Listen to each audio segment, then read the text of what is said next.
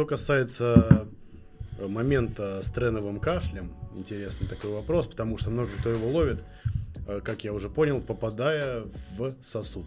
Смотри, по поводу тренового кашля, я сколько литературы не перелопатывал и так далее. Кто-то говорит, что это какая-то аллергическая штука, и что, допустим, при треновом кашле можно себе типа брызнуть сальбутамол, он расширит и его не будет. Но я все-таки склонен к тому, что это именно просто два препарата, тремболон и нандролон, да, имеют такое свойство при попадании хоть какого-то маленькой части, да, там, этого препарата в сосуд, в кровоток, доходя до легких, да, вызывать спазм бронхов.